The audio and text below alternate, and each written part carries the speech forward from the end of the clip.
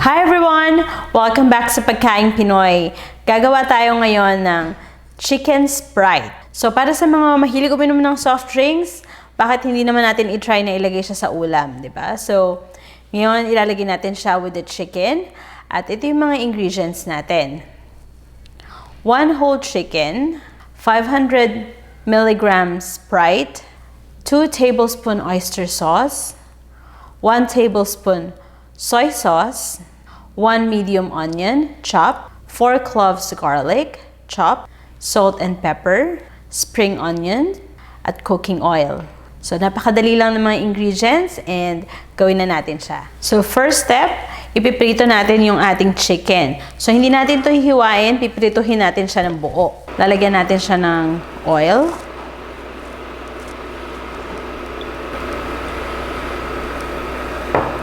Okay. So, mainit na yung ating mantika. Ilalagay na natin yung chicken.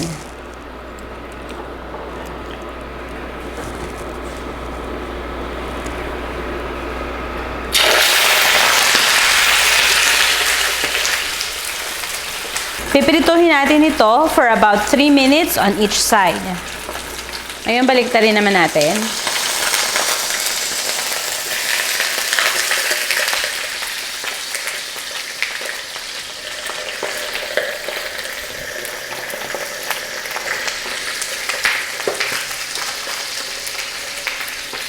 Takpan ko lang muna para make sure na maluto siya maigi.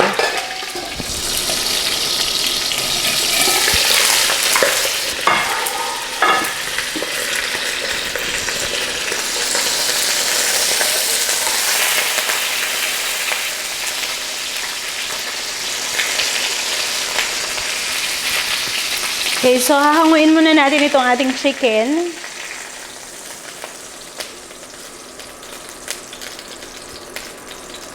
Then, iset aside natin. Babawasan ko lang ng konting oil. So, next, magigisa na tayo. So, igigisa ko na yung ating sibuyas.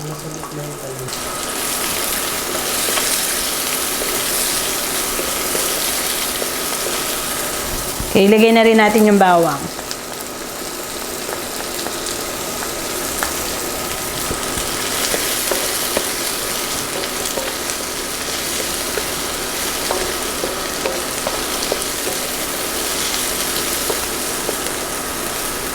Then, ilalagay na natin itong ating Sprite. So, pwede mo nang inumin or ilagay.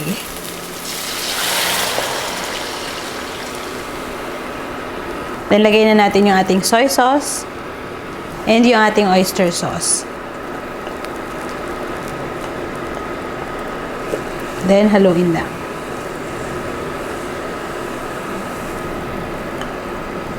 Ibabalik natin itong ating chicken. So, hahayaan natin itong maluto for about 30 minutes hanggang sa maging malambot na yung chicken. So, pwede natin siyang takpan. Okay, so babalikan natin to after 30 minutes. Okay, tingnan na muna natin siya. So, makikita nyo, kumukulo na siya. Ito na yung best time para lagyan natin siya ng flavoring. So, ilalagay ko na yung paminta and yung salt.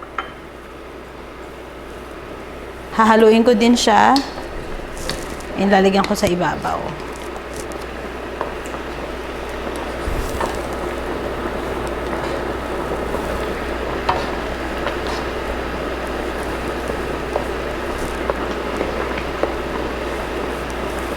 Okay, so takpan natin siya, hindi pa siya luto. Babalikan pa natin siya ulit for another 15 minutes.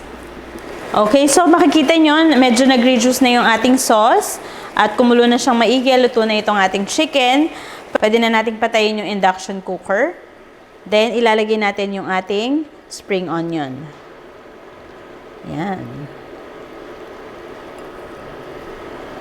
Lagyan lang natin lahat. Then, pwede na natin itong ilagay sa ating serving plate.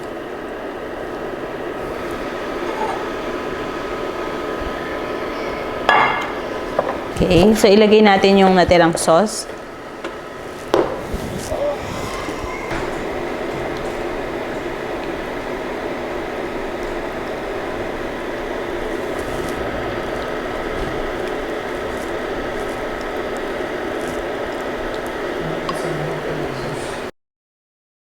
So this is the end of our video. I hope nag-enjoy kayo sa niluto natin ngayon. At kung meron kayo mga recipes na gusto nyong lutuin ko, just comment it below. And thank you for watching, guys. Don't forget to share and subscribe and like this video as well. And visit our website at www.PagkaingPinoyTV.com. Follow us in Instagram at PagkaingPinoyTV1. And mag-join din kayo sa aming Facebook group at Pagkaing Pinoy Recipes. Bye! See you next time!